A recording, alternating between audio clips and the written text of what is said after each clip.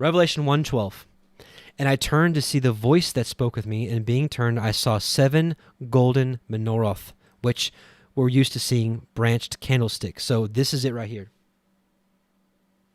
Just like we saw in Exodus 25, which again is the Torah portion this week.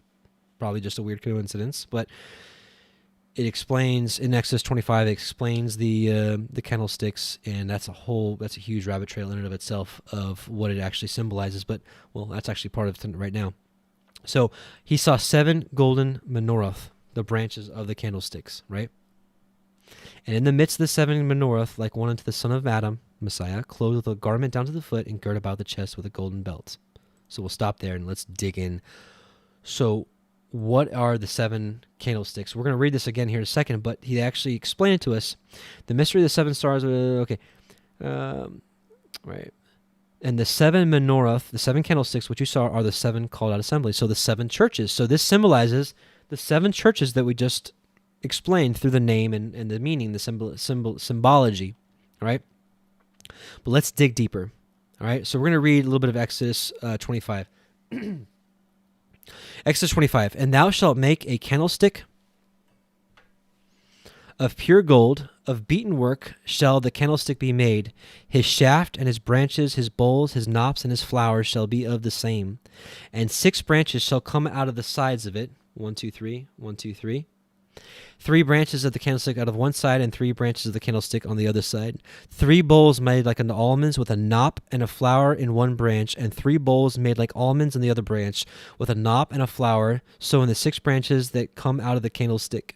And in the candlestick shall be 4 bowls made like unto almonds, with their knops and their flowers. And there shall be a knop under 2 branches of the same, and a knop under the branches of the same, and a knop under the 2 branches of the same, according to the 6 branches that proceed out of the candlestick. Their knops and their branches shall be of the same, and it shall be one beaten work of pure gold. This is just, it's fake, but, and thou, at least it's gold color, and thou shalt make 7 lamps thereof, and they shall light the lamps thereof, that they may give light over against it. Okay, so this is just a basic description of the command to build the lampstand. Now, we're going to get deep now. Zechariah 4. And the angel that talked with me came again and waked me as a man that is wakened out of his sleep, and said unto me, What seest thou? And I said, I have looked, and behold, a candlestick of all gold, with a bowl upon the top of it, and his 7 lamps thereon, and 7 pipes to the 7 lamps, which are upon the top thereof, and 2 olive trees by it, one upon the right side of the bowl, and the other upon the left side thereof.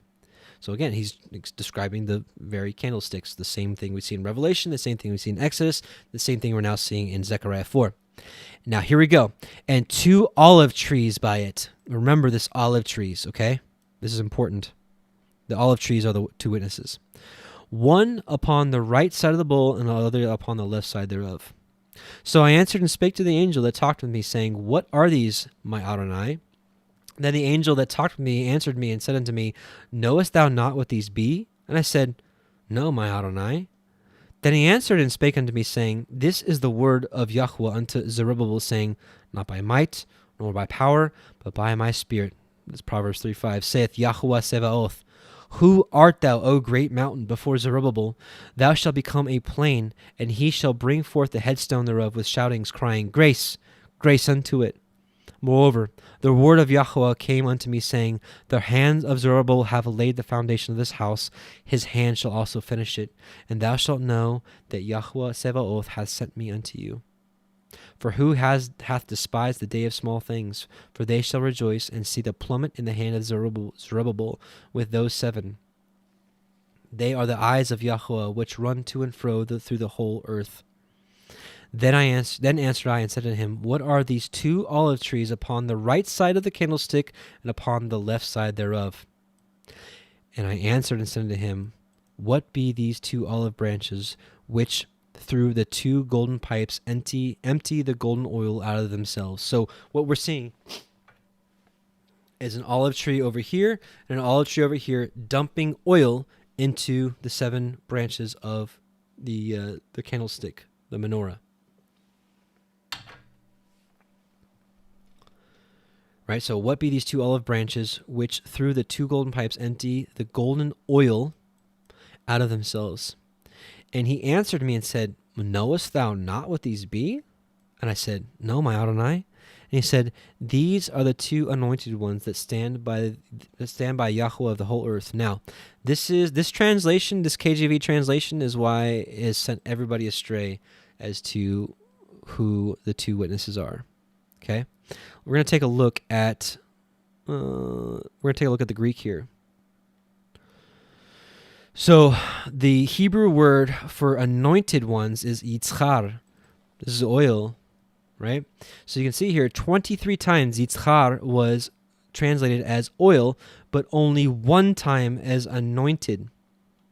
But the actual definition is fresh oil, shining pure oil, period.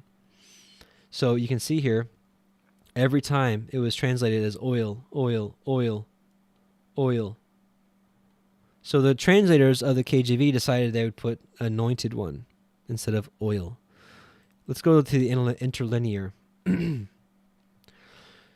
backwards here. So he said, these are two ones anointed who stand beside Yahweh of the earth. So here is the Greek here. So here are the two, Shnei, Bene. These are the sons. Bene means sons. It's why they put ones here. The word is Bene. It's sons of Hayitzchar, of the oil. So what it should read, instead of the two anointed ones, it should read the sons of oil. The sons of oil is how it should read, period. Who stand before Yahweh of all the earth. These are the sons of oil that stand before Yahweh of the whole earth. And I think there was a couple translations that actually did it right and called it the sons of oil, but neither here nor there. It doesn't even matter because we're going to talk about this, about the two olive trees that dump oil into the candlestick. So who is the olive tree? Psalm 52:8. But I am like a green olive tree in the house of Yahweh. I trust in the mercy of Elohim forever and ever. This is the heart of David. Jeremiah 11:16. Yahweh called thy name a green olive tree, fair and of goodly fruit. With the noise of a great tumult he hath kindled fire upon it, and the branches of it are broken. So Paul talks about the broken branches of the olive tree. Well, because of unbelief, this is the unbelieving Jews that did not believe in Messiah, Yahushua. Well, because of unbelief, they were broken off. Broken off of what? We'll find out. And thou standest by faith. Be not high-minded, but fear. For if Elohim spared not the natural branches, take heed lest he also spare not thee. Behold, therefore the goodness and severity of Elohim on them which fell, severity. But toward thee, goodness. If you continue in his goodness, otherwise thou also shalt be cut off. Right? This once saved, always saved garbage is not true. If you continue in his goodness, otherwise you shall also be cut off. And they also, if they abide not still in unbelief. So again, remember, some of us are blood relatives of these Israelites that were cut off and were grafted back in. Some of us were grafted in and had never been in part of the olive tree. If they abide still not in unbelief, they shall be grafted in, for Elohim is able to graft them in again. For if thou wert cut of the olive tree, which is wild by nature, and wert grafted contrary to the nature of a good olive tree, how much more of these, which would be the natural branches, be grafted into their own olive tree? Brothers and sisters, the house of Israel is the olive tree. And unfortunately, because of the splitting of the kingdom, you have the northern kingdom of Ephraim, or aka Jacob. Israel is one branch of the olive tree, and the other is Judah. Revelation 11:4, the two witnesses. These are the two olive trees and the two candlesticks standing before the Elohim of the earth. Remember, the mystery. Okay, remember, the seven candlesticks with thou stars are the seven churches, right? So these symbolize the seven churches. Ezekiel 37:6-13. This is the two sticks of the olive tree. the two branches, the two stalks of the olive tree. Moreover, thou son of man, take thee one stick and write upon it for Judah and for the children of Israel his companions. Then take another stick and write upon it for Joseph, the stick of Ephraim, and for all the house of Israel his companions. So you have two sticks, one stick, two stick, and join them one to the other into one stick, and they shall become one in thine hand. So remember earlier, before we go earlier,